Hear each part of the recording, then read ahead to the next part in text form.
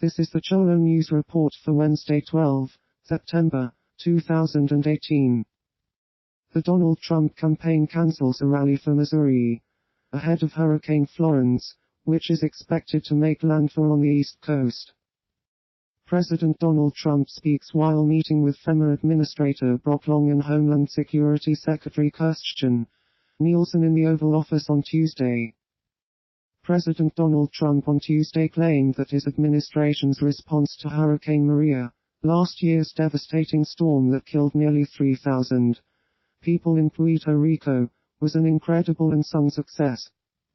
Speaking to reporters as he received a briefing on Hurricane Florence, which is threatening to wreak havoc on the East Coast, Trump again lamented that his government has been unfairly criticized for its sluggish response to Maria.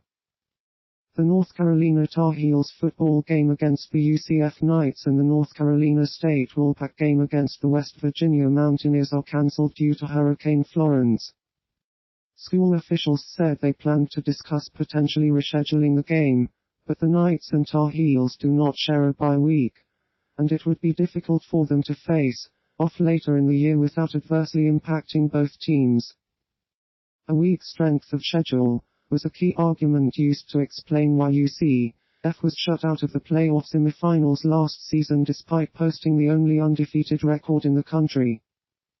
UNC, meanwhile, is coming off a brutal loss to East Carolina and avoided potentially dropping to 0-3 when matched up against the Knights, adding to the heat on Fedora.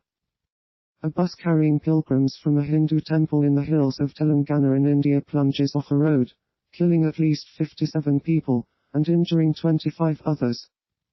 Hyderabad: over 50 people, including 4 children, have died in a bus accident in Telangana's Jagtial district on Tuesday. The overcrowded bus was carrying a large number of pilgrims, who were returning from Anjaneya Swami Temple atop Kondagatu Hills, about 190 kilometers from Hyderabad. The accident left bus completely mangled with the steering wheel, engine box twisted out of shape. South Korean health authorities announced that they are searching for around 50 foreign nationals who may have been in contact with the recently confirmed MERS patient, including those who arrived in Incheon Airport from Dubai on the same flight last Friday.